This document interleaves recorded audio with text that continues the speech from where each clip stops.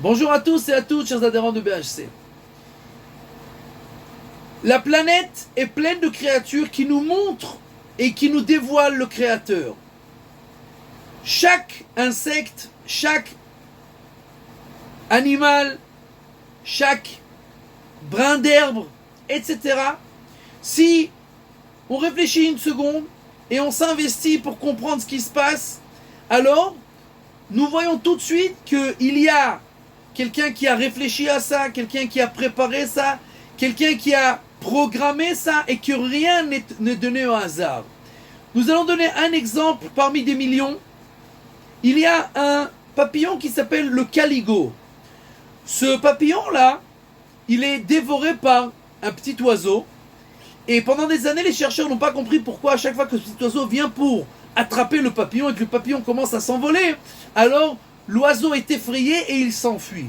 Alors ils ont cru pendant des années que peut-être il y avait un jet de sang ou d'une substance liquide qui, avec du venin ou quelque chose comme ça qui faisait que cet oiseau s'enfuyait. Mais bien qu'on a disséqué ce papillon, on a cherché c'est une glande qui sécrète quelque chose, on n'a rien trouvé.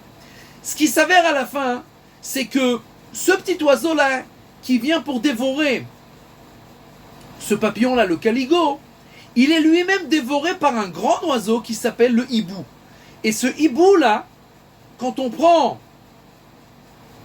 le papillon qui s'envole et qu'on ferme ses ailes et qu'on les rapproche l'une de l'autre, on voit exactement la tête d'un hibou dans ses ailes. Mais quand je dis exactement, si je vous montre la photo, c'est exactement au millimètre près, avec les yeux et les couleurs, tout. Et donc, nous voyons que le programme est parfait et que Dieu a pris en considération pour protéger ce papillon, le prédateur du prédateur.